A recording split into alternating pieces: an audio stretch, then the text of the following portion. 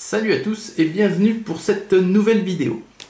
Alors vous vous souvenez, il y a quelques temps je vous avais fait le unboxing de ce Gundam, donc le Astray Red Fram. Donc j'avais ouvert la boîte pour vous montrer le contenu des grappes à l'intérieur. Donc c'est un RG Real Grade, donc vous vous souvenez, hein, les Gundam c'est classé au niveau de la qualité des produits, c'est classé en grade. Et le Real Grade, donc celui-ci, RG, et donc au-dessus, c'est la gamme au-dessus, les HG, High Grade. Et donc on va voir un petit peu ensemble la différence qu'il peut y avoir. Donc par rapport au premier que je vous avais montré, qui est lui aussi au 1/144e, donc il n'y a pas d'échelle différente. Donc on va voir, c'est simplement au niveau des pièces et de leur nombre que ça change. Alors je l'ai monté ce Gundam, bien entendu, et donc le voici. Le voici, le voilà. Alors je vais déjà vous faire voir parce que je vais déjà vous montrer, voilà, vous voyez ici ce que c'est. Ici ce n'est ni plus ni moins que le pilote du Gundam, mais il est minuscule, quoi, vraiment minuscule. Alors donc apparemment il tient une radio sur son épaule, mais allez donc peindre ça vous. Hein. Moi je peins des figurines 1/72e, je peins des figurines également au 1/100e, hein, ce qui est encore plus petit que le 1/72, mais là, là c'est limite de l'échelle haut, vous savez, oui d'ailleurs c'est très ressemblant à l'échelle haut les trains, quoi, le modélisme ferroviaire. Hein. Alors bon, je pense qu'il va rester tout de blanc vêtu. Hein. Donc le Gundam en lui-même, pardon si je bouge le... Attendez, je vais relever un petit peu la caméra parce que je vois qu'on aperçoit le bord du trépied. Et ça j'aime pas. Donc voilà le Gundam en lui-même. Alors il y a énormément donc il a un flingue aussi, hein, il a deux autres sabres rouges. Moi j'ai choisi de lui mettre le sabre typique japonais des samouraïs, avec un bouclier. Donc il est sympa, hein. C'est vrai que le design, les couleurs, son équipement, donc son armement, en font un truc hyper sympa. Bon, alors, comme je vous avais fait voir, tout est articulé, vous voyez.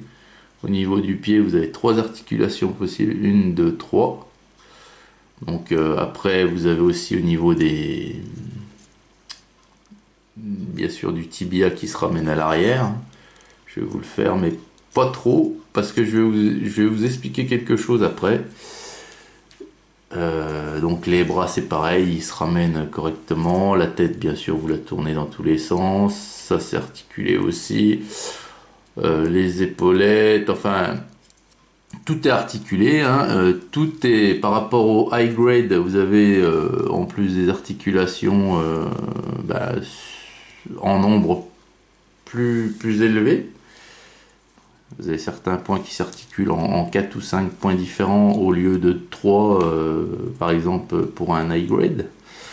Donc la différence notoire, hein, qu'on peut noter, la grosse différence avec un high grade, les real grade, vous commencez la maquette avec vous avez un squelette pour chaque membre du corps. C'est-à-dire que vous commencez la maquette avec les jambes, donc vous avez un squelette pour la longueur de la jambe, jusqu'au pied, hein. Le pied on n'a pas. Hein. Enfin, c'est un petit aussi. Et ensuite, vous venez assembler les pièces sur le squelette. Donc vous avez le squelette et puis après vous avez l'entourage des pièces, les garnitures. que vous venez clipser sur le squelette. Donc le squelette est en plastique mou, vous savez, articulé, hein, comme les pièces pour les high grade que vous mettez en place au niveau des articulations. Et c'est ce qui fait qu'il y a beaucoup plus de pièces dans les modèles, pardon, hein, c'est le matin comme d'habitude, hein, je vais y arriver. Dans les modèles Real Grade, il y a beaucoup plus de pièces. Et puis, donc c'est plus détaillé, bien entendu, quoi. Donc voilà, la construction, elle se passe comme ça. Vous avez un squelette pour chaque partie, les deux bras, le torse, le bassin et les deux jambes, ainsi que les pieds. Donc vous garnissez tout ça avec les pièces. Et puis après vous avez l'armement qui est aussi en plusieurs. Donc vous voyez le bouclier là, ici. Le bouclier est pas mal. Le bouclier est pas mal. Donc vous apercevez, vous devez apercevoir hein, sur le Gundam, vous voyez qu'au niveau comme ici, vous voyez, l'entourage de la pièce est noir, ici c'est noir, sur la tête, vous voyez, il y a du noir. Alors en fait, toutes les petites lignes noires que vous voyez, c'est que j'ai fait ce qu'on appelle le panel line. Alors le panel line, qu'est-ce que c'est? C'est tout simplement le fait de faire ressortir les détails.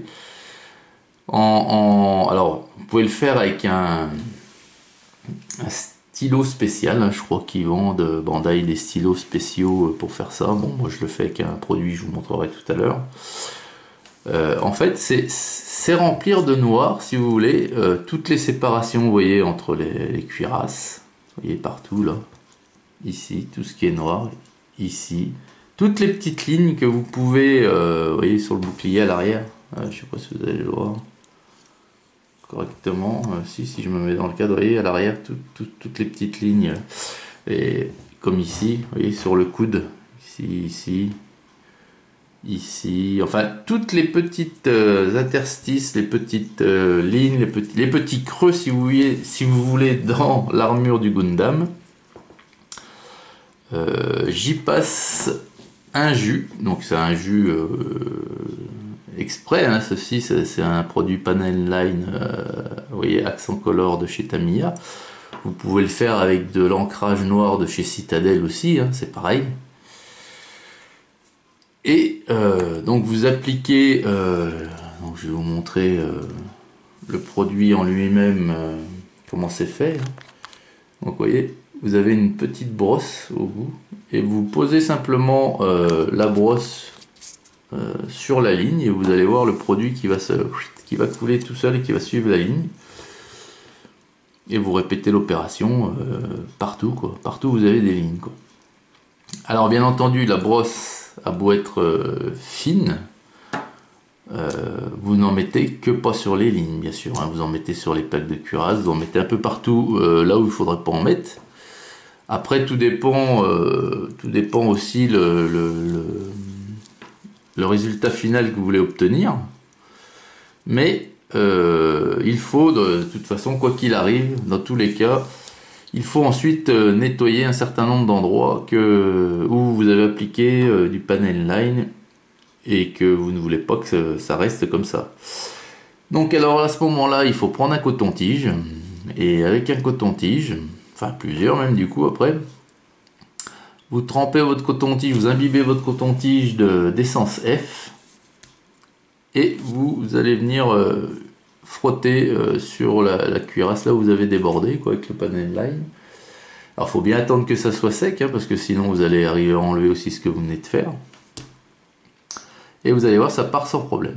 Alors, le gros problème par contre ici, et c'est un problème que j'avais pas eu sur le modèle high grade que je vous ai montré précédemment, c'est qu'avec l'essence F, vous arrivez à bouffer le plastique et rendre le plastique hyper cassant. Et ça m'est arrivé sur ce modèle-là, j'ai cassé bon nombre de pièces et franchement, j'étais hyper déçu. Vous voyez comme ici, là, la poignée, à l'endroit où vous insérez le sabre dans son fourreau, là, il y a une pièce sur la tête du fourreau. Elle a cassé. J'avais une pièce ici aussi, sur l'articulation du bassin, là, qui a cassé aussi. Au niveau où vous mettez le bouclier, j'avais une pièce qui permettait de clipser le bouclier. Là, c'est une poignée ici, vous voyez, qui vient se clipser dans un trou derrière. J'avais une pièce en épaisseur qui permettait de clipser. Elle a cassé, donc il a fallu que je colle le bouclier. Moi, je m'en fous, c'est pas pour jouer, c'est pour rester en vitrine. Mais ce modèle-là, qui est un modèle bien plus récent que le high grade que j'ai monté précédemment, je trouve qu'ils sont plus fragiles. Alors, est-ce que ça vient du plastique? Est-ce que ça vient de moi qui est trop assisté avec l'essence F? Je sais pas. Toujours est-il que j'ai trouvé donc ce mauvais point-là, que les pièces plastiques étaient beaucoup plus fragiles sur ce modèle-là.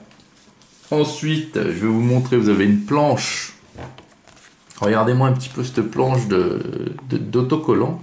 Tout ça, ça va sur le Gundam, quoi. Mais regardez la taille des autocollants, quoi. Mais c'est pas... Regardez mon dos à côté, mon pouce, quoi. C'est pas possible, quoi. C'est pas possible pour moi, avec mes mains pleines de doigts.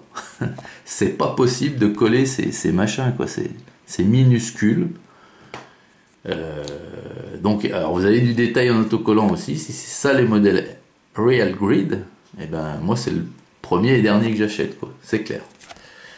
Il y en a beaucoup trop et ils sont trop fins pour moi, quoi, personnellement. Donc la planche d'autocollant, elle va rester telle que moi je le laisse comme ça.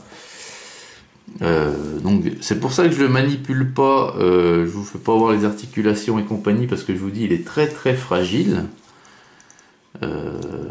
Vu que j'ai pas mal de pièces qui ont cassé, bon, elles ont cassé dans des endroits qui se voient pas trop et donc bon, ça va, hein, ça va encore. Mais bon, si vous pétez un truc qui est devant, quoi, c'est dégueulasse, quoi, après. Donc c'est pour ça que mon avis sur le Real Grid. Après, je suis un néophyte en matière de Gundam. Il y a peut-être des choses à savoir que je ne sais pas, mais je ne reprendrai pas un Real Grid. Et je préfère prendre mes modèles, mes high grade, tout simples, qui sont bien moins chers et qui ont la même taille, c'est la même échelle. Il y a moins de pièces, c'est moins de prise de tête, et puis visuellement comme ça, c'est tout aussi joli, quoi. Donc voilà les amis, écoutez, cette review sur le Gundam RG Astray Red Frame se termine et je vous dis à toutes et à tous excellente journée et puis je vous dis à très vite pour une prochaine vidéo. Allez, salut, bye.